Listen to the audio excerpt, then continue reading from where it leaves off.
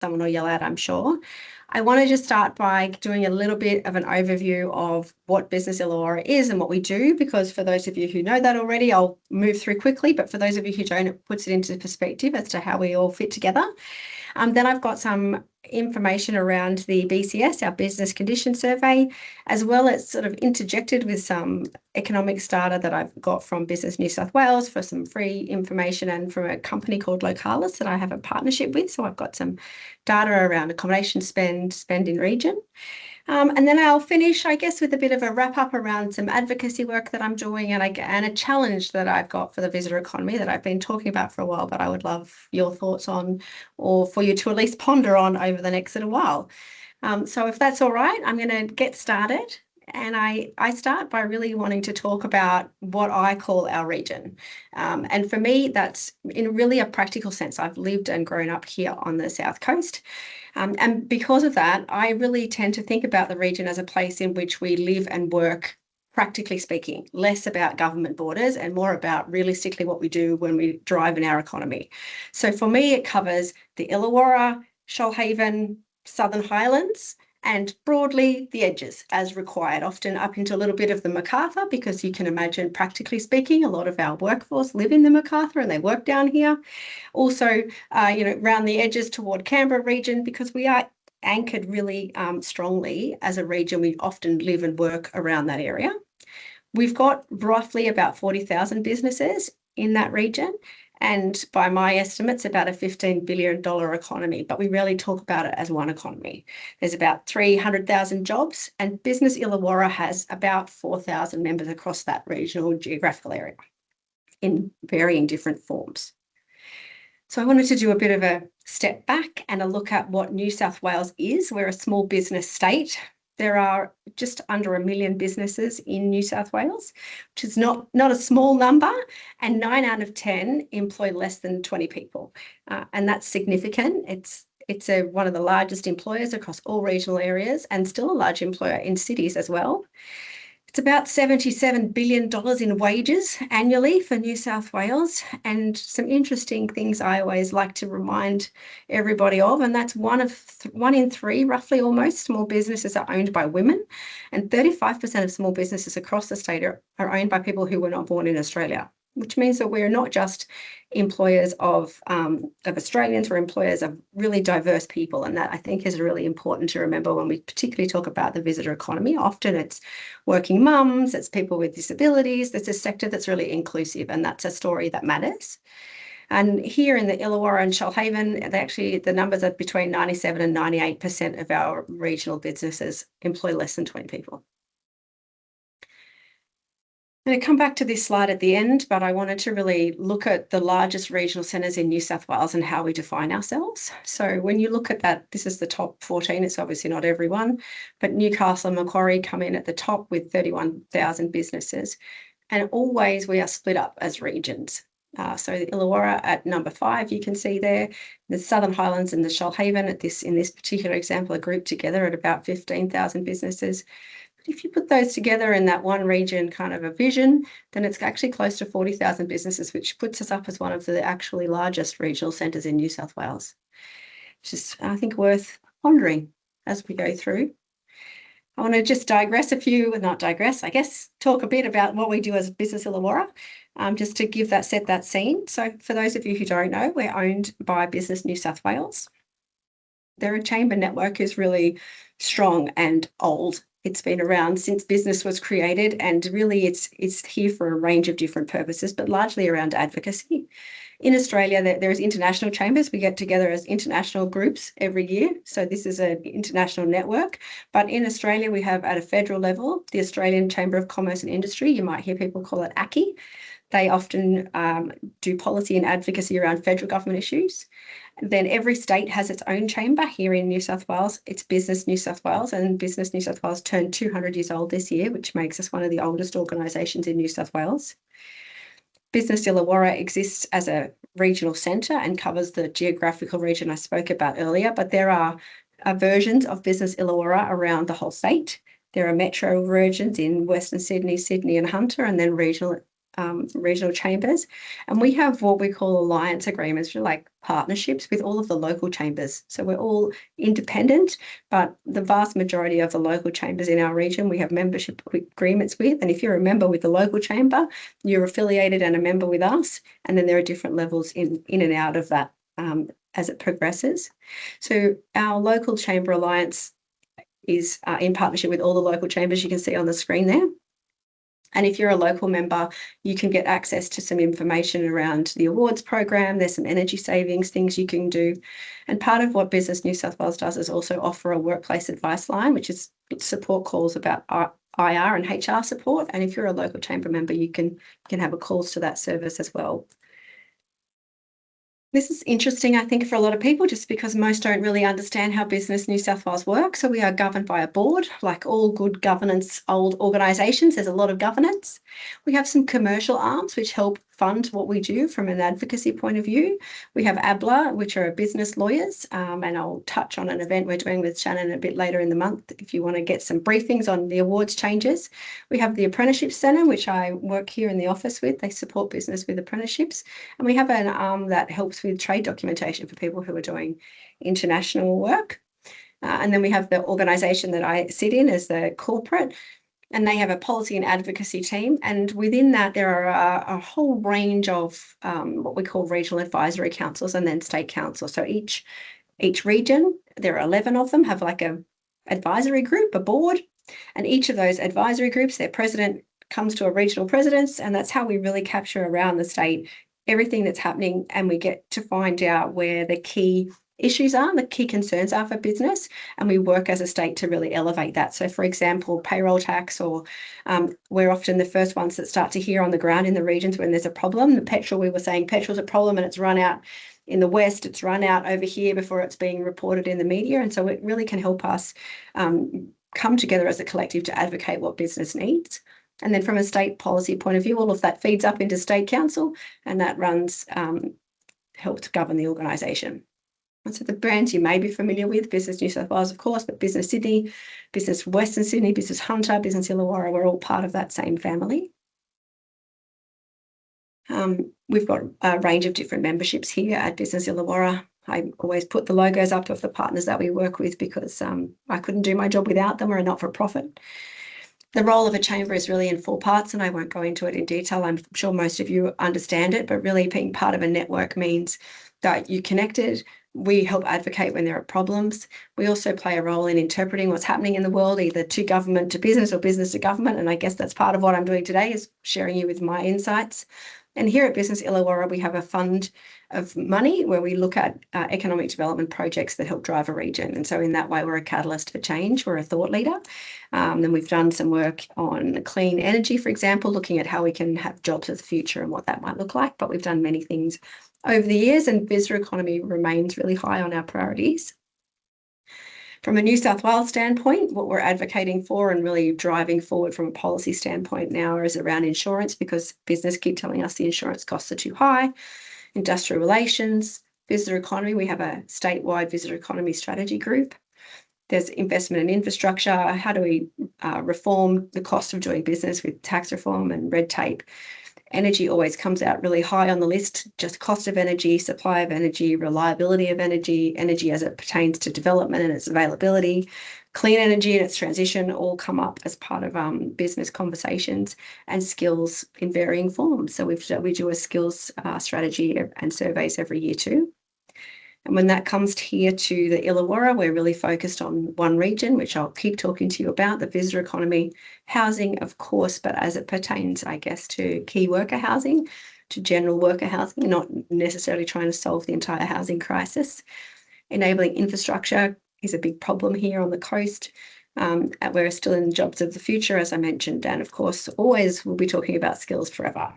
And one thing you may or may not know is that we do the Illawarra Business Awards, and applications are about to open soon. So I'll plug that a few times, even though it's not technically an economic briefing. I think it's really important that we come together and celebrate our wins, and it's a really great event. It connects in with the Kiama Awards and the Shoalhaven Awards. So if you're applying there, you win, you come through to us. You can apply directly to the Illawarra Awards, and if you win with us, it goes through to state. It's a great way to celebrate business. There's a range of categories. There's even visitor economy categories.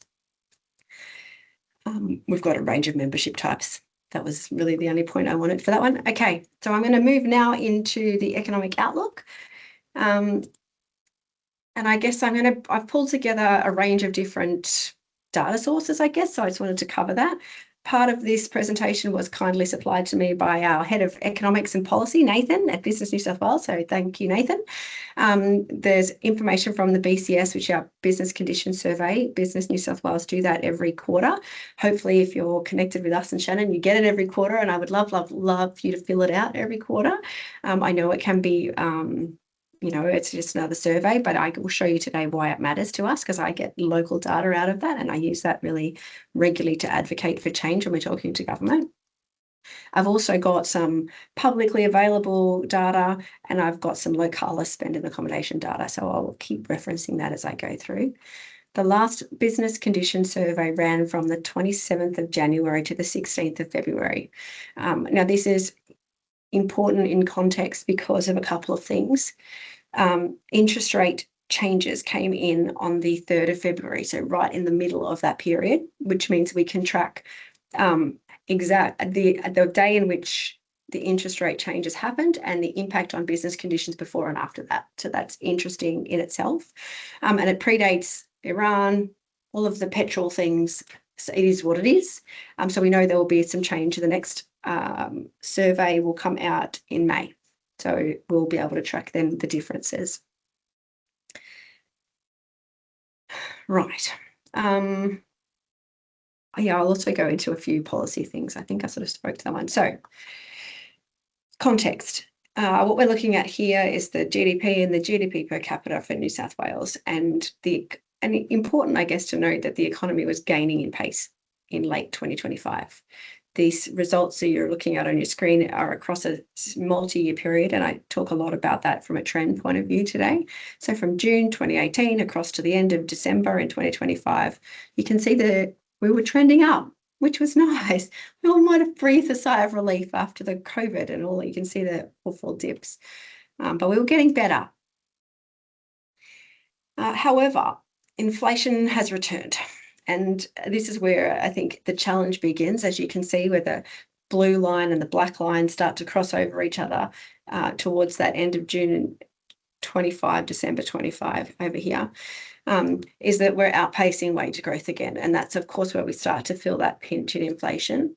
It's not at the point that it was pre-COVID or at COVID time. And depending on, I think I've heard half a dozen different economists give half a dozen different points of view about whether or not it will get that bad or not. I'm staying optimistic and in a hope that we really probably won't get to the same point as we did around COVID, but we're heading that way. And the challenge for us is it's actually driven by costs going up, which is a different way often than inflation works. And tracking that is confidence is going down. So these are the blue line you're looking at is the current condition. So when we do the survey, we ask, how do you feel right now today in your confidence? And then we ask, how do you feel like it's going to be in the next 3 months? So the blue line you're looking at, these are New South Wales wide stats you're looking at the moment, is that generally we felt not confident at all, but we were looking up. We were feeling better for the next quarter from a New South Wales standpoint. What will be very interesting, I think, for us to look at in the next quarter is whether that has substantially changed with some of the world economics that we're seeing.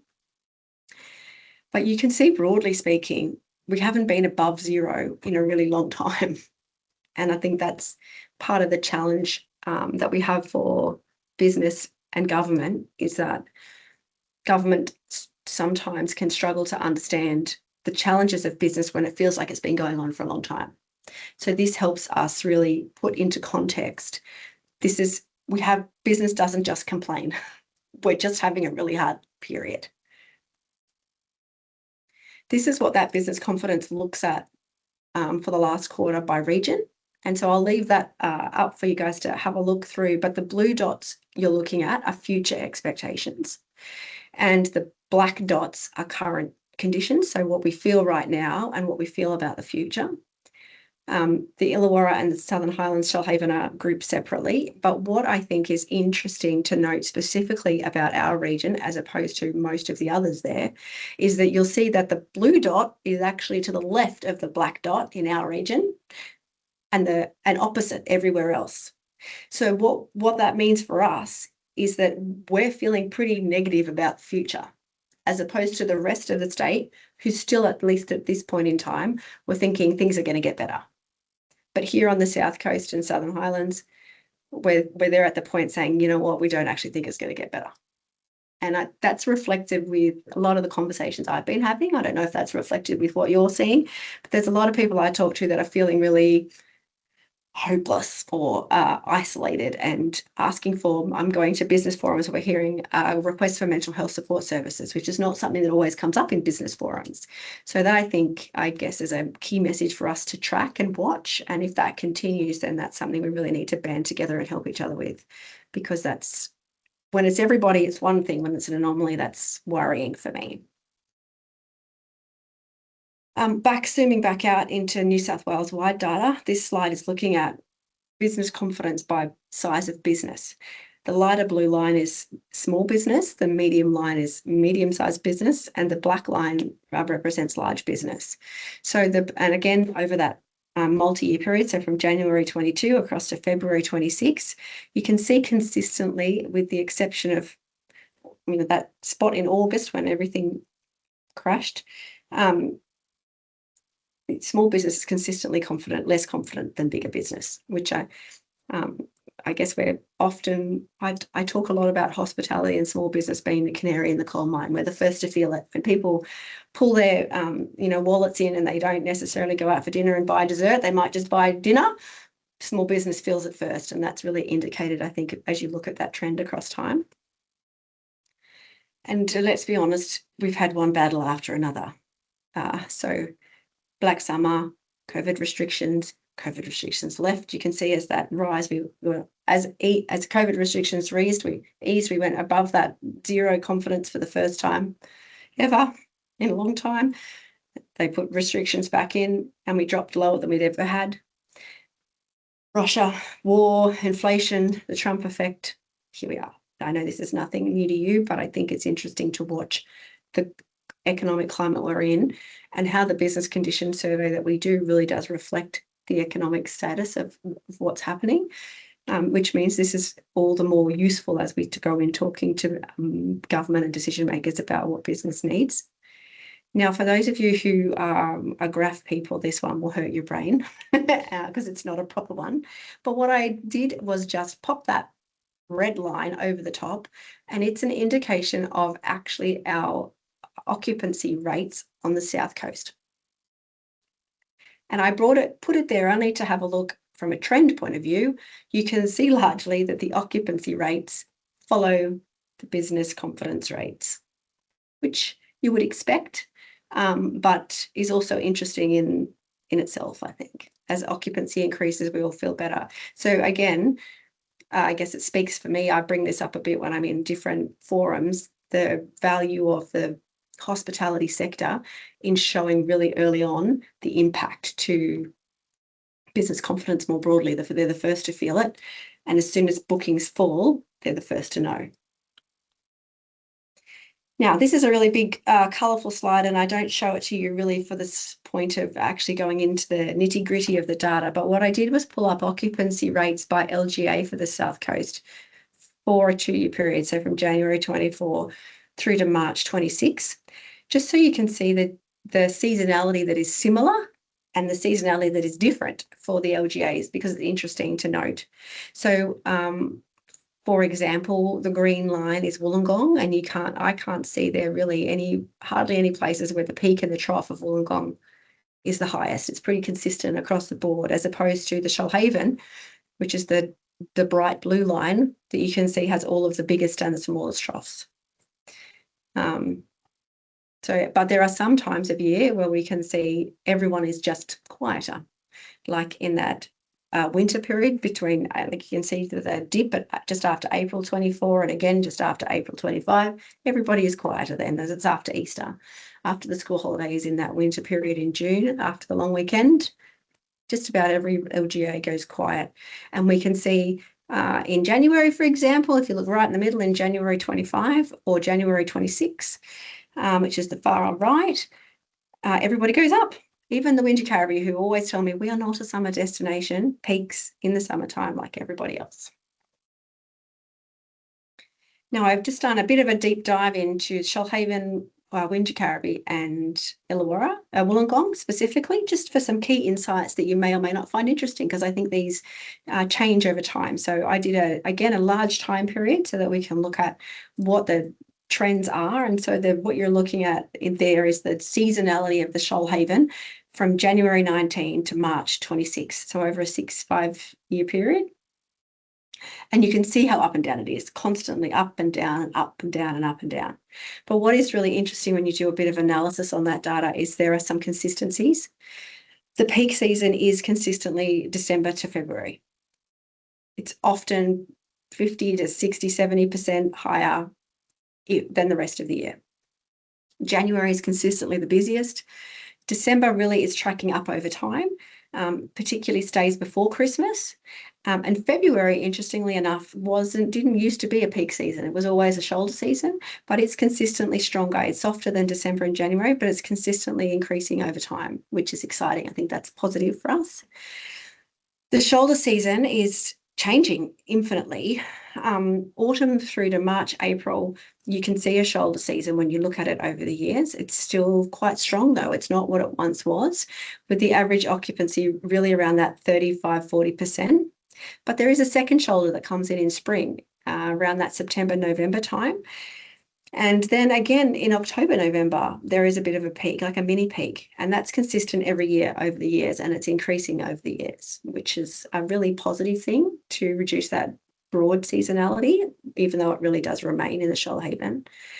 But the off season is off. It is lowest. It's lowest of the whole region. It's usually 20 to 30% occupancy rates, and it goes between that May and August time, with an exception of a couple of mini peaks around those long weekends and the school holidays. So it goes really from that July to May, and then after the long weekend in June and August remain really the lowest times of the year. So for anyone who's doing marketing and wants to do things together, there are the times that we can really impact and make a difference. But there is structural improvement post 2021, and that's, I think, exciting. That's a positive sign for the region. Right, now the Southern Highlands is quite different, and I think it's really interesting to look at the data, because when I'm up in the Highlands, there's some really strong views about what the Southern Highlands is and what the Southern Highlands isn't. And I think that we really need to put some perspective on that. For sure, it's not a beach location, we know that, but typically it's really not that seasonal either. It's more consistent than the Shoalhaven significantly. It has more stronger months. The peaks are not as high, but the stronger months last longer. So they April, October, December, long weekends, anything that's driven by school holidays and long weekends are consistently higher and longer.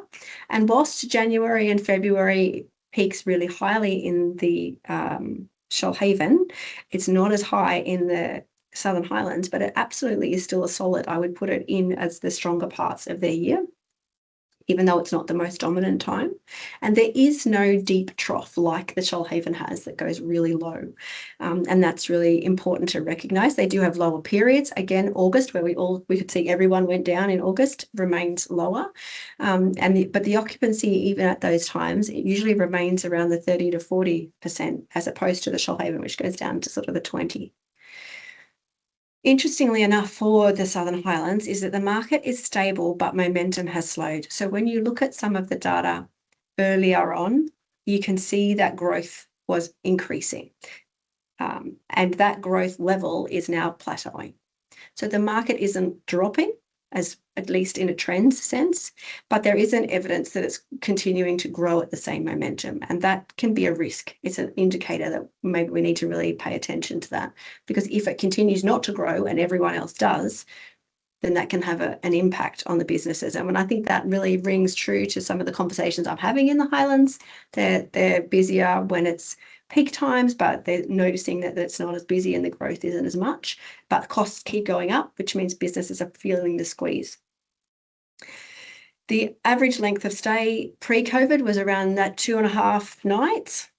During COVID, it went up hugely, up to nearly 5 nights, but it's sort of stabilised now between 24 and 26. It's sort of between the 2 to 3 nights. So that, again, shows that it's strong but not growing, and it's really reverted to that short stay market. So it's interesting to continue watching that, but I think it really highlights that combined promotion and the way in which the Highlands leverages off the rest of the region is going to be really important in the next couple of years.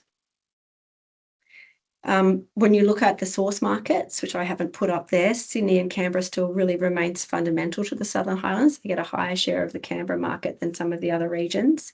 But that shoulder growth is where it's really flattening, and weekday demand is more fragile than some of the other regions, which is worth noting. So they're becoming more weekend destination, and they're losing some of that weekday, which again rings true for what I'm hearing anecdotally when I'm out talking to everybody. And then that takes us to Wollongong, which is my third. I don't go into everyone, but the Wollongong deep dive. And I think this is a really interesting, because you can see the difference in a regional city as opposed to the regional areas where a more visitor market is. So we can see clearly in the data there is structural weekday visitor demand in Wollongong, and we believe that's probably driven by the business traveller. There's a lot of business trade that comes into Wollongong, which makes Wollongong less vulnerable to seasonality, to weather, to economic shocks, because people are doing business here. They're coming here for a reason, and they will need to still come here for those reasons as things change. This visitor economy functions 7 days a week, and it's quite a mature market. It doesn't have the same fluctuations. So the promotion that's done here from a strategic standpoint would really enhance that, not necessarily have to prop it up, as opposed to in some of the regional areas where without promotion, there may be no visitation. They have a high average daily rate across most months. And for those of you who aren't in accommodation, your daily rate goes up and down based on demand. And obviously, if you've got a high demand time, like an event, you might have a daily rate. You would all know you pay more at the hotel when there's a big event on than you do other times. And one thing really worth noting for Wollongong is that they have an average daily rate that is really strong and has stayed strong post-COVID. The rates don't really spike in holiday periods like they do on the south coast, further down the south, and they remain pretty high in the shoulder and soft months, which means they've got that sort of steady demand. And this is really observable when you look at it over that time series, which means they're really, I guess, from my point of view, shows that there's a sufficient demand amongst the accommodation providers to support that higher yield price. It's also a really stable booking window. People are planning ahead more consistently than they are for the rest of the region, which I think, again, goes back to that business traveller. People are going, they know why they're going, they know they have to go, they pay what they need to pay because they have to, and the booking behaviour is relatively consistent. I just found this interesting, this slide. This is spend versus occupancy for the calendar year of 2025 for the whole South Coast region. What it shows broadly, again, I tend to, these economic models with the numbers and the dollars are all, depending on the data source, you get different total spend amounts. So Shannon could show you the same thing and show you a different dollar figure. So to the dollar figure and the millions, I take a grain of salt broadly, but what I find really interesting is the trends that you're seeing. And the trends tend to be consistent no matter which data source you look at. I'm finding, so over the last 12 months for the South Coast, the spend in region is pretty similar. There's no great change. They're saying 2.3% in this particular model, but the occupancy is up 16%. And so what we're seeing then is that people are coming, they're just not spending as much money, which again rings true to the reality of what I'm hearing when I'm talking to you guys. But that also means that you're discounting or you're cutting your prices to get people to come. And when they're here, they're not spending as much money. But business costs, we know, have gone up way more than 2%. So the squeeze for business to be able to hold that steady is getting harder and harder. When I'm taking a step back out to the statewide and turning our minds to the interest rate change, which I mentioned earlier on, and the impact of that interest rate change on business confidence. And the 3rd of February happened, and we can see that tracking difference straight away. 14-point drop in confidence virtually to the day as people answered the survey. From an interest rate standpoint, this is something Nathan put together from Business New South Wales, from the RBA banks and the banks across the world. And Australia's interest rates are ahead really of the global trend. You can see they all follow it. Australia's the black line. So we're one of the lowest interest rates still in the world, but broadly we're following that same pattern. Ooh, whole screen turned off for a minute there. Are you back? We also track for businesses. This is again statewide, and I'll show you our regional data in the next slide. What is the most concerning for businesses across time? This slide hurts my head for a moment till it makes sense, and then it's great. So if you're one of those people looking at it going, oh yeah, what am I looking at? Let me explain. You're seeing the quarterly results from New South Wales wide from quarter 2 2023, so halfway through 2023, up until the one that was just done now, quarter 1 2026. And you're seeing it across the horizontal are the top issues that businesses are ranking in order of what matters most and how that's changed. So across that 4-year period, cost of insurance has remained number one in every quarter. No matter what we do, cost of insurance is the biggest concern. You can see that the second one there, taxes and levies, wasn't necessarily a couple of years the highest concerns, the second highest concern, but has consistently been ever since. Energy goes up and down, and I think that reflects the cost of energy and what we're doing at the time. Sometimes it even reflects the seasonality. When it's winter, we need more energy, depending on what manufacturing seasonality. So that grey line, you can see energy was higher, it's gone down to a lower priority, and it's heading back up again for the state. Wages the same, go up and down depending on what's happening. That's that purple line at number 5. That starts 5 on the left. Transport costs have remained fairly consistent as sort of the 6th highest priority. I would expect, now that we're seeing all of the things happening with fuel and the extra transport and logistic costs, perhaps we'll see that rise in the next quarter. Rent remains one of the lowest priorities, as well as loan repayments. So even with the interest rate change, loan repayments didn't get higher on the list of worry. Now, when you look at that, this is for us, Illawarra, Southern Highlands, Shoalhaven, collectively. There are some that remain the same and there are some that are different.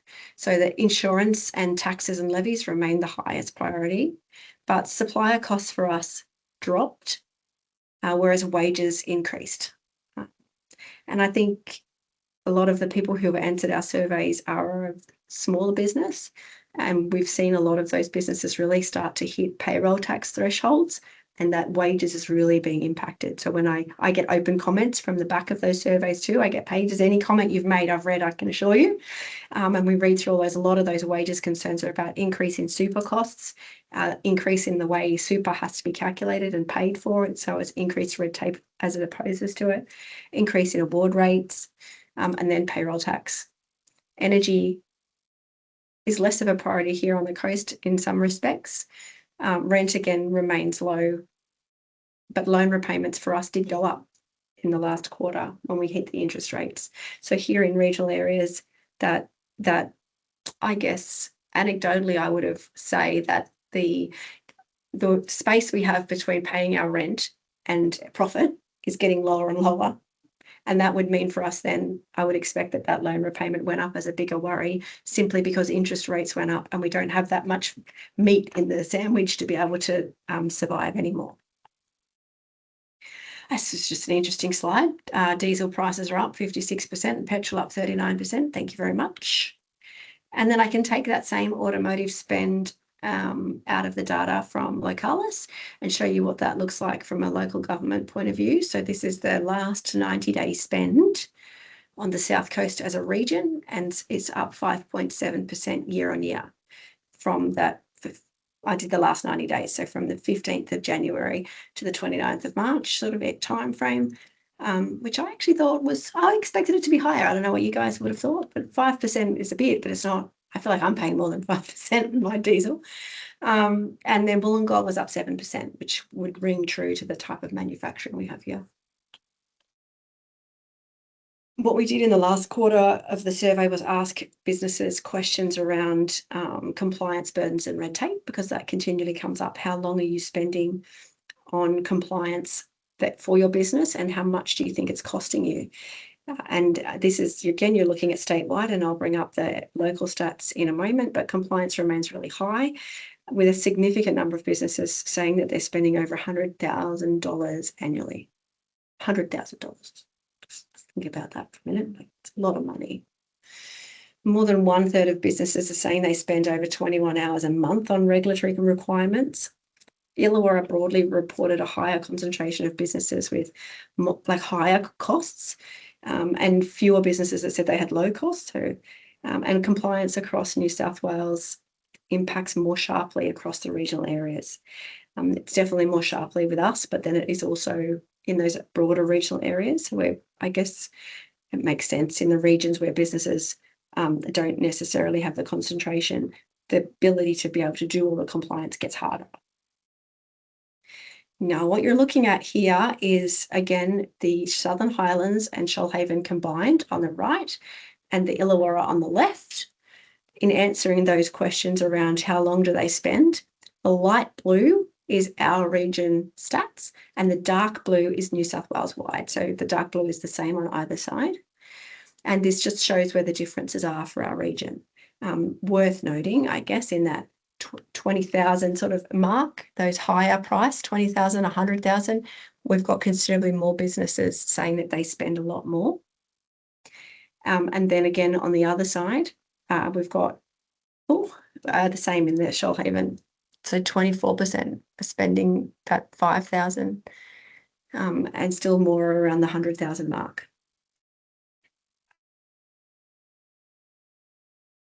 Now, this is an interesting stats, and I've been down a bit of a deep dive rabbit hole lately around business insolvencies, because there are different ways you can slice a pie, as always. And if you look by calendar year, January to January, for example, it tells a different story than if you look by financial year, which I think is important to look at, because really as businesses, we look financial year to financial year, we do our tax.